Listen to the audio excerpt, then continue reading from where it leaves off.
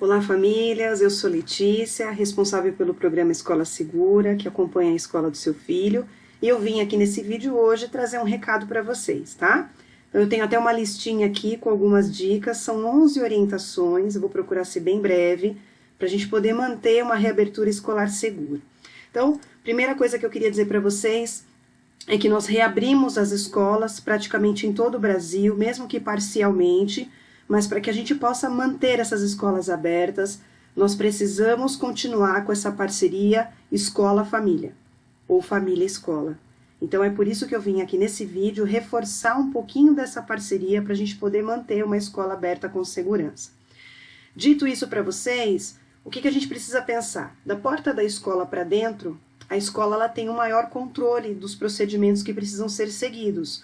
Então, quais são os protocolos, a intensificação da higienização, o monitoramento dessa equipe para cumprir os protocolos, entender quais são as demandas que os alunos estão trazendo, a higienização das mãos, a organização dos espaços, ambientes bem ventilados, grupamentos que não se misturam, o uso de espaços coletivos, ou seja, uma turma utilizou, para que outra turma possa utilizar, precisa higienizar o espaço, dentre tantos outros protocolos que vocês já conhecem. Então, da porta da escola para dentro, nós temos esse controle. Agora, da porta da escola para fora, a gente precisa da contrapartida de vocês. E é para isso que eu estou aqui hoje. Então, vamos reforçar. Então, da porta da escola para fora, eu costumo dizer que, antes de entrar nas 11 orientações, entender que protocolo sanitário começa dentro de casa. E o principal deles é um comportamento seguro. Então, nesse momento, nós não vamos frequentar ambientes lotados, nós não vamos frequentar ambientes mal ventilados e nós vamos respeitar a tríade proposta pelos infectologistas, que é o uso de máscara, higienização das mãos e o distanciamento. Não tem jeito, enquanto nós vivermos a pandemia e enquanto não tivermos vacina para todos, a gente vai precisar respeitar essas medidas para poder retomar de alguma forma a nossa vida. Além disso, a gente precisa diariamente higienizar os pertences do nosso filho, ou ensiná-lo a fazer, né? Então, o copinho, a garrafinha de água, os seus materiais de uso pessoal, a mochila, trocar diariamente a roupa, higienizar diariamente o calçado e enviar para a escola o nosso filho usando uma máscara devidamente adequada ao rosto. Não adianta mandar uma máscara frouxa no rosto, que ele tem que ficar toda hora colocando a mão para arrumar, muito apertada, que fique desconfortável, ele acabe não querendo utilizar. Então, a máscara precisa ser confortável, existem muitos modelos no mercado, cada família vai procurar por aquele que se sente mais segura. Então, a máscara confortável, devidamente ajustada ao rosto, sem apertar e também não pode estar caindo, em quantidade suficiente. Então, máscaras extras, porque a máscara pode molhar, ela pode cair no chão, um saquinho para máscara suja, um saquinho para máscara limpa. Então, a gente ainda precisa manter esses cuidados, né, para que a gente possa garantir esse início de protocolo. Então, o protocolo sanitário começa em casa. Bom, vamos lá às 11 orientações que eu queria trazer para vocês. Então, dito isso, a primeira delas é entender a escola como espaço coletivo. Então, a escola é um espaço coletivo como qualquer outro, como um orfanato, como um asilo, por exemplo, uma casa de repouso. Assim é a escola, circulam pessoas de diferentes famílias e sim existe a possibilidade de transmissão de doenças nesse espaço onde circulam muitas pessoas. Por isso que é tão importante que nós tenhamos neste espaço protocolos. Isso não é hospitalizar a escola, isso é profissionalizar os procedimentos para que a gente possa prevenir doenças, como qualquer espaço coletivo. Então esse é o primeiro entendimento que a família precisa ter, a escola como espaço coletivo. Segunda orientação que eu queria trazer para vocês. Eu vou olhando aqui na minha lista, que é para eu não esquecer de nada. Segunda orientação. A premissa, está doente, fique em casa. Precisa funcionar. Então, independente da pandemia, um aluno, seja uma criança ou seja um adolescente, se está doente, não pode frequentar a escola. Lugar de criança e adolescente doente é dentro de casa, não é no espaço escolar. E isso precisa continuar, especialmente agora na vigência de uma pandemia, tá? Essa medida não previne só Covid, ela previne inúmeras outras doenças. Ela previne surto de H1N1 na escola, ela previne surto de doença mão-pé-boca e de tantas outras doenças que são transmitidas entre as pessoas. Então, esse cuidado precisa permanecer, tá? Terceira orientação. Então, entrando no período de outono, de inverno, nós começamos a ter uma maior circulação de vírus, mais de 200 tipos de vírus que causam o resfriado, como, por exemplo, o vírus sincicial, né, o rinovírus, o vírus da gripe, influenza A, influenza B, influenza C, os seus subtipos.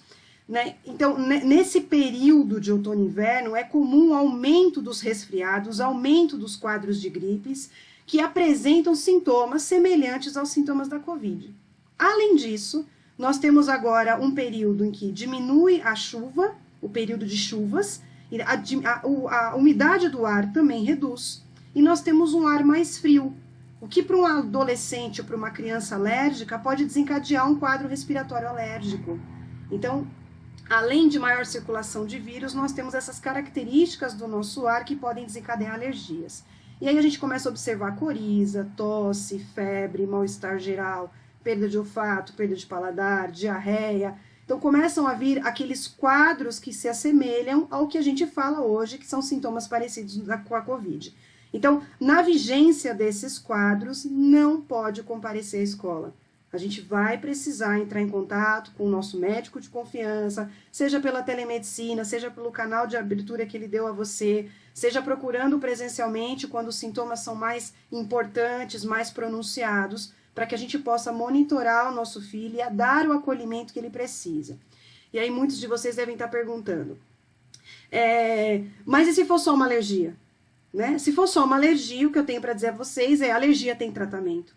Nos dias de hoje, a alergia respiratória tem tratamento, todas as alergias têm tratamento.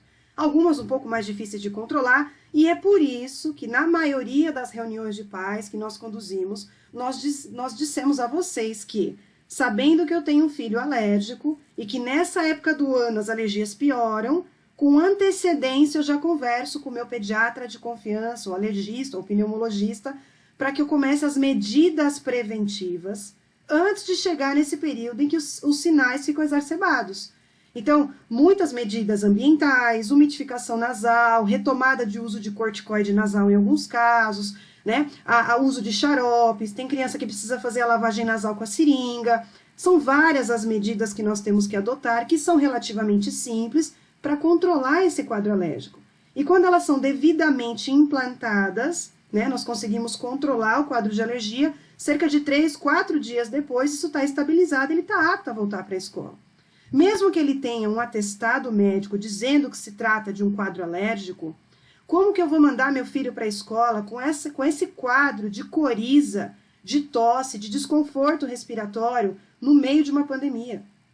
Ele não vai conseguir usar máscara. Com uma obstrução nasal, com coriza, como é que ele vai usar a máscara adequadamente? Ele vai ficar levando a mão no rosto o tempo todo para coçar, para limpar o nariz. Ele pode se contaminar com outros vírus, inclusive Covid, porque ele vai ficar toda hora levando a mão ao rosto, nas mucosas.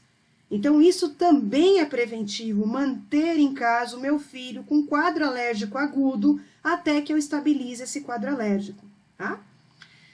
Quinta orientação que eu queria passar para vocês. Por que eu não posso encaminhar para a escola uma criança doente? Primeiramente, porque isso é papel da família e não da escola. Em segundo lugar, porque uma criança ou um adolescente doente, ele precisa de repouso, uma alimentação leve, monitoramento dos seus sinais e sintomas para saber se está havendo piora, alguns casos, medicação para controle dos sintomas da febre, da dor, né? Ele precisa fazer esse repouso para se restabelecer. Quando eu estou falando de criança, muitas não conseguem ainda verbalizar o que estão sentindo e vão ficar extremamente irritadas, chorosas, precisando de colo, de acolhimento, e nós temos que estar lá, ou um responsável em quem confiamos para dar esse acolhimento que ela precisa. Mas também poupar energia para o sistema imunológico trabalhar e combater, quando for, por exemplo, uma infecção, esse quadro de infecção, esse micro-organismo. E não é na escola que nós vamos conseguir isso, porque na escola ela vai ser incentivada a uma série de atividades, a uma série de relações e intervenções, e que isso não vai favorecer a melhora do seu quadro e pode até piorar. Então, esse repouso e essa necessidade de cuidados tem que ser delegado para os pais, e não é responsabilidade da escola, tá? Sexta orientação que eu queria dizer para vocês: vivemos ainda uma pandemia. estamos retomando aos poucos a nossa vida. Então, nesse momento em que nós vivemos a pandemia, qualquer quadro respiratório, ele é considerado como um quadro suspeito de Covid. Então, até que se descarte o Covid, todo quadro respiratório, mesmo que leve, ele vai ser considerado um quadro suspeito. Então, na vigência destes sintomas, mesmo que sejam leves, eu vou entrar em contato com o serviço de saúde e não vou mandar meu filho para a escola.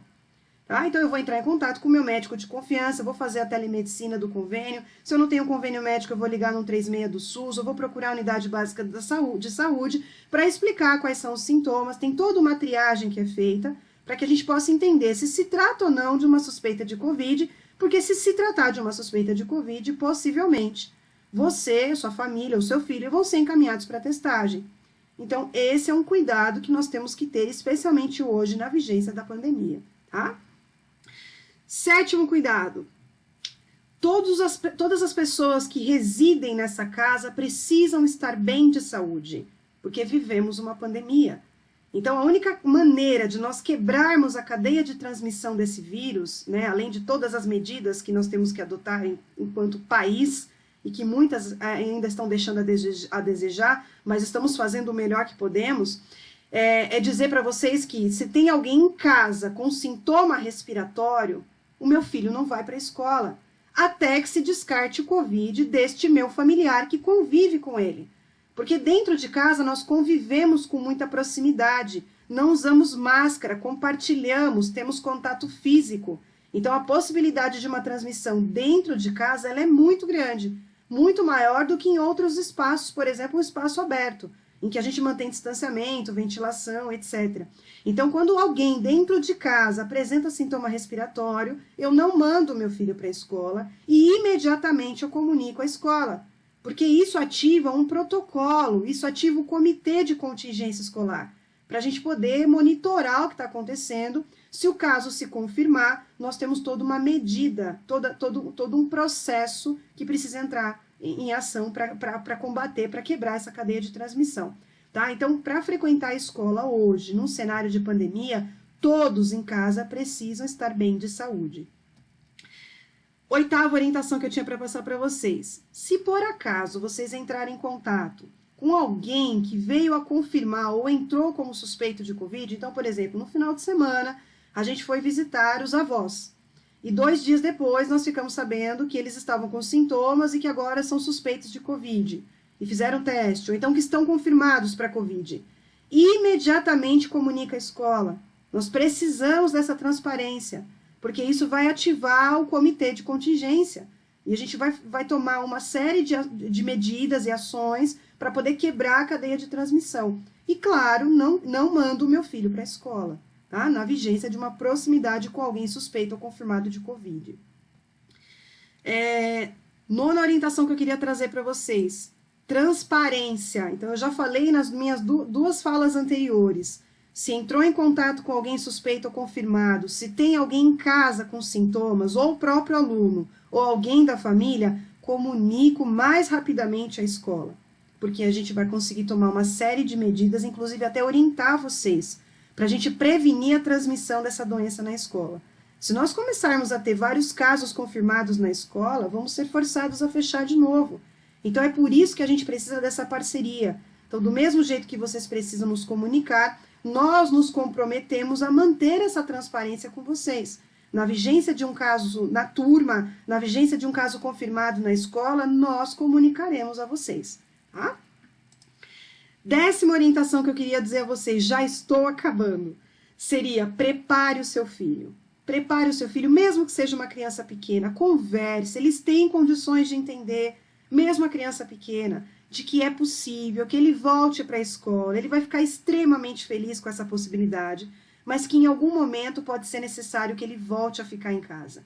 Por quê? Nós ainda vivemos a pandemia, e se nós tivermos um caso suspeito, um caso confirmado em uma turma, em um grupamento, é possível que a gente tenha que suspender aquela turma por 10, 14 dias, a depender do protocolo que nós temos que seguir no município.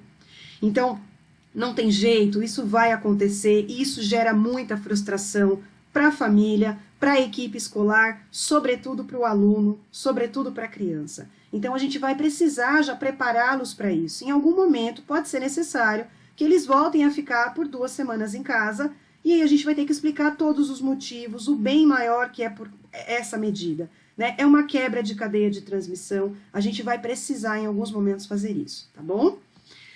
11ª orientação que eu queria passar para vocês e última, vacinação. Caderneta de vacina em dia de todas as pessoas que moram na casa, não importa se é adulto ou se é criança. Existem vacinas específicas para o adulto, existem vacinas específicas para a criança, tem vacinas que precisam de dose anual, precisa colocar em dia. Tem posto que aceita agendamento, tem sistema particular que aceita agendamento, você não se coloca em aglomerações, então precisa manter a caderneta de vacinação em dia. Olha o que está acontecendo com o mundo sem uma vacina. Imagina se a gente parar de tomar as outras. Então, consciência coletiva, cuidado coletivo, cuide-se, atualize a caderneta de vacina do seu filho e dos adultos dessa casa, tá? Por fim, a minha palavra para vocês, ela não é mais paciência, né? Antigamente a gente falava, tenham paciência, nós vamos vencer. Agora a palavra que eu uso, depois de mais de um ano de pandemia, é resistência. Resistam. Nós ainda temos um caminho a percorrer. Já existe a vacina, ela não está disponível para todos, mas nós vamos chegar lá. Enquanto isso não acontece, nós vamos ter que aprender a conviver com o vírus, e isso significa respeitar protocolos, alguns um pouco duros. Tudo isso está muito cansativo, muito pesado, mas essa é a única maneira de manter as escolas abertas. Se nós não tomarmos esses cuidados, se nós não respeitarmos essas medidas, nós não vamos conseguir manter as escolas abertas, porque vão começar a ter vários casos de Covid e nós vamos ser obrigados a voltar a fechar. Se porventura, eu desejo que não, em algum momento a situação venha a piorar e a escola tenha que fechar de novo, que ela seja a última a fechar, mas a primeira a reabrir. E para isso acontecer, nós precisamos trabalhar em comunidade, escola e família, todos juntos por um bem único, que é poder proporcionar para o nosso filho esse espaço tão importante, que não é só de educação, mas de socialização e todas as outras questões que vocês sabem que eles estão precisando nesse momento, tá bom? Então, eu quero dizer que vocês podem contar conosco, né? E a gente também quer contar com vocês, tá bom? Até a próxima!